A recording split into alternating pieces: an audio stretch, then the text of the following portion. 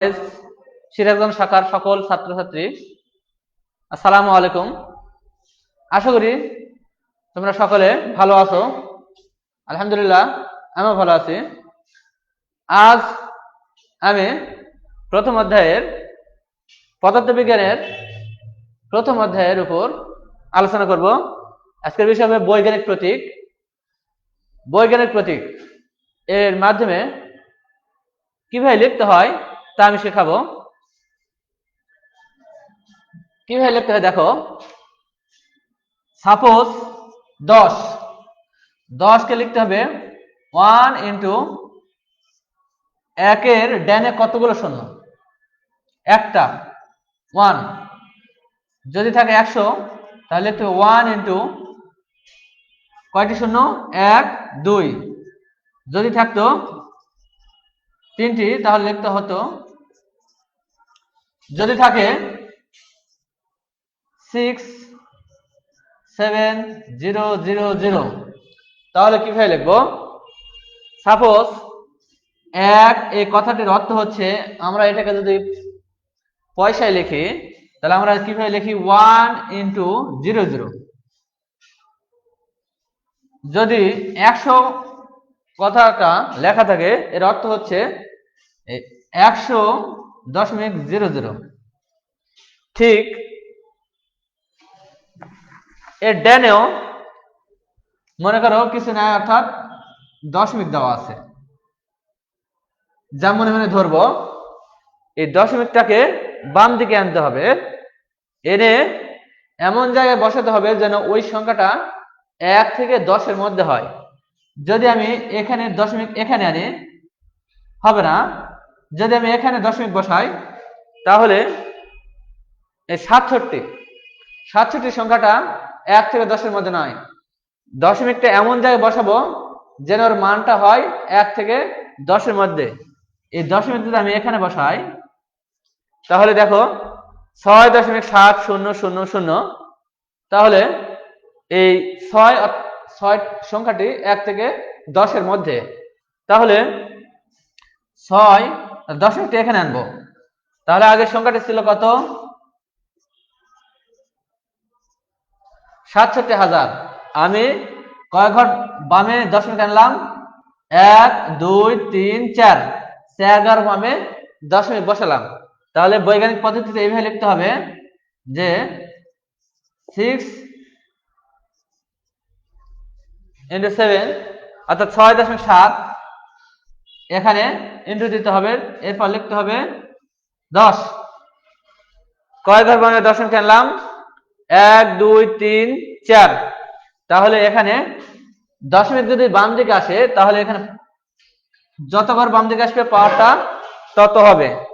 অর্থাৎ দেখো বৈজ্ঞানিক প্রতীক কাকে বলে, গতকাল আমি বলেছিলাম 10-এর যে কোনো ঘাত, অর্থাৎ ওই সংখ্যাটা অবশ্যই 10-এর ঘাত আকারে লিখতে হবে। ঘাত মানে কি, পাওয়ার, পাওয়ার বা সূচক। এখানে 10-এর ঘাত আছে, কোন সংখ্যাকে 10-এর যে কোনো ঘাত মানে 1 2 3 4 5 6 ইত্যাদি অসংখ্য।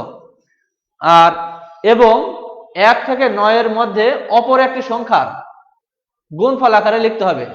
তাহলে দেখো এই 6.7 মানে কি, এটা হচ্ছে অবশ্যই এই 6.7 এই সংখ্যাটা 1 থেকে 10-এর মধ্যে। যদি আমরা এটাকে লিখি এইভাবে 7 8 9 0 0 0 0, এটাকে আমরা বৈজ্ঞানিক পদ্ধতিতে লিখবো। তাহলে চিন্তা করতে হবে দশমিক এমন জায়গায় বসাবো যেন তার মান 1 থেকে 10-এর মধ্যে হয়। তাহলে আমি দশমিক যদি এখানে বসাই তাহলে 7.89 হবে।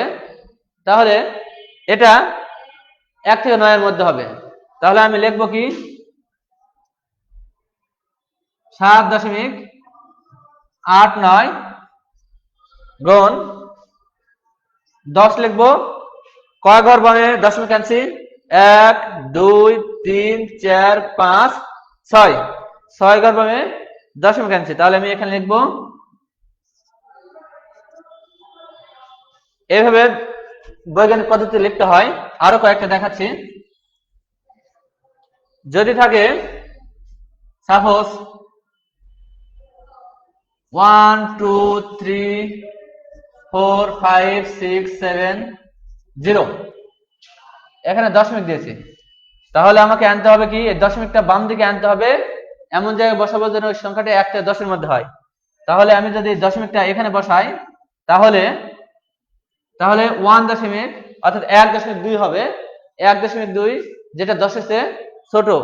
তাহলে আমি এই দশমিকটা কয় ঘর বামে আনবো, দশমিকটা কোথায় আনবো, এখানে 1.23 বা 234 লেখা যেতে পারে, এটা না লিখলেও চলবে, ইনটু 10 লিখবো।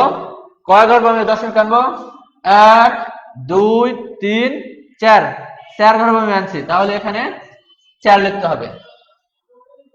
আবার যদি থাকে 9 9 9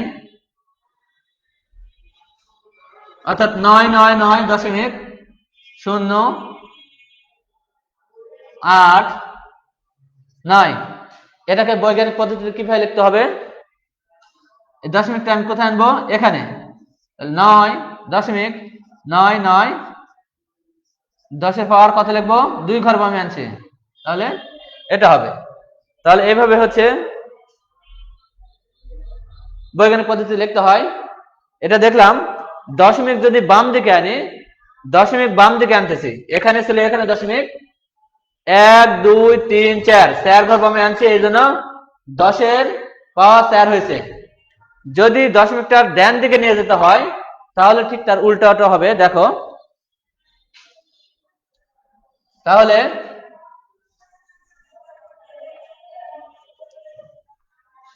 যদি থাকে 0.149 এটাকে আমি কিভাবে লিখবো, এখানে থাকে দেখো 0.149, বৈজ্ঞানিক পদ্ধতি কিভাবে লিখতে হয়, সংখ্যাটা হবে অবশ্যই দশমিকটা এমন জায়গায় বসাবো যেন তার মান 1 থেকে 10 এর মধ্যে হয়।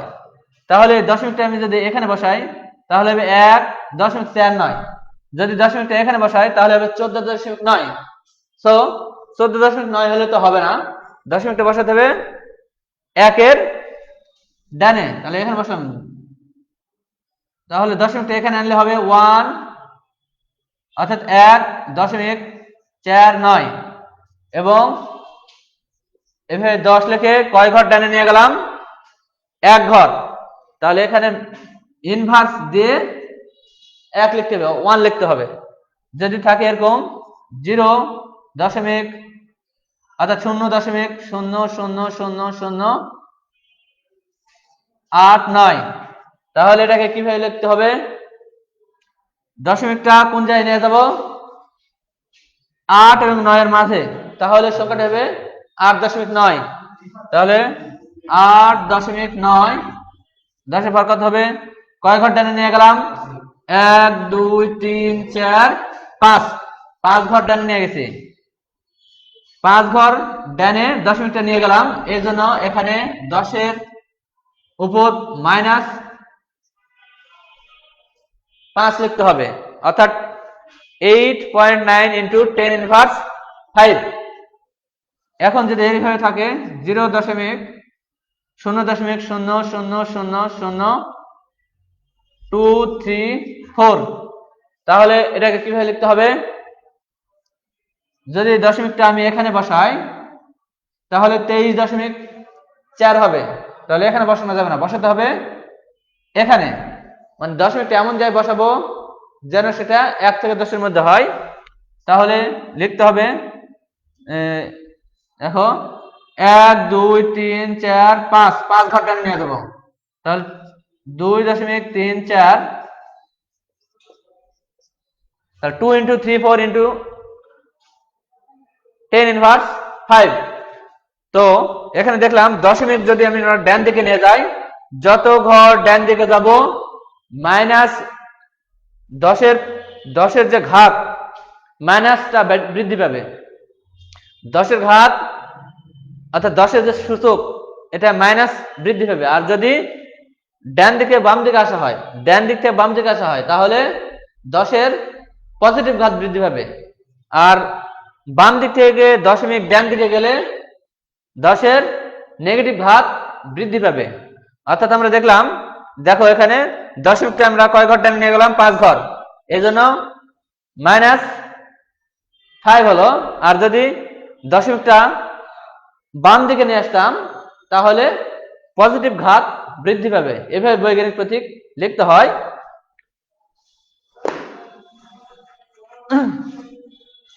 যেমন লেখা থাকে পৃথিবীর ব্যাসার্ধ,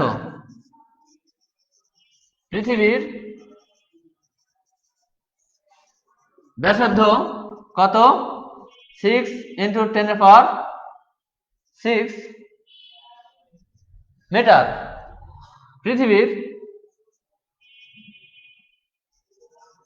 ভর 6 × 10⁻24 কেজি। সৌরজগতের ব্যাসার্ধ, সৌরজগতের ব্যাসার্ধ 6 × 10⁻12 মিটার। এগুলো 6 × 10⁶ অর্থাৎ এই কথাটার অর্থ এইভাবে লিখতে হবে, 6 লিখে কয়টা শূন্য? 6টা শূন্য। 1 2 3 4 5 6। এটার অর্থ হচ্ছে 6 লিখে তার ডানে 24টা শূন্য। তো এটা হচ্ছে গুণিতক আকারে। এরপর দেখো ইলেকট্রনের ভর কত? একটা অণুর ক্ষুদ্রতম পরমাণু হচ্ছে অণুর ক্ষুদ্রতম একক, বা মৌলিক পদার্থের ক্ষুদ্রতম কণা হচ্ছে পরমাণু। পরমাণুর মধ্যে কি রয়েছে? Electron, proton, neutron. তো ইলেকট্রন একটা প্রোটন বা নিউট্রন হচ্ছে প্রায় 1840 ভাগ হালকা। এত হালকা যে একটা পরমাণুর ভরের সাথে তাকে গণ্য করা হয় না। সেই ইলেকট্রনের ভর কত? ইলেকট্রনের ভর হচ্ছে 9.1 × 10⁻31 কেজি। অর্থাৎ 10⁻31 কেজি। অর্থাৎ এর মানে হচ্ছে একে 9কে দেখো 1-এর ডানে 31টা শূন্য দিয়ে ভাগ করতে হবে। এত ক্ষুদ্র, যা কল্পনায় আনা যায় না। তো এটা হচ্ছে ইনভার্স, এটা হচ্ছে এই ওজন হচ্ছে খুবই ক্ষুদ্র, আর এই দৈর্ঘ্য হচ্ছে অনেক বড়। তো আমরা জানলাম বৈজ্ঞানিক প্রতীক কেন লিখতে হয়। এরপর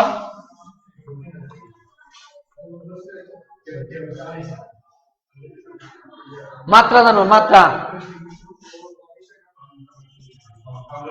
মাত্রা কি? মাত্রা হচ্ছে ভৌত রাশির মাত্রা বোঝাতে ভৌত রাশিতে উপস্থিত মৌলিক রাশির সূচককে মাত্রা বলে। ভৌত রাশিতে উপস্থিত মৌলিক রাশির সূচককে মাত্রা বলে। এ সম্পর্কে একটু বিস্তারিত বোঝাতে হবে, নাহলে বুঝতে পারবে না। এজন্য মাত্রা সম্পর্কে যে ক্লাস, এটা আমি আগামী দিনে নেব। তোমরা বৈজ্ঞানিক প্রতীক এটা চর্চা করবে। এই বলে আমি ক্লাস শেষ করছি। আসসালামু আলাইকুম।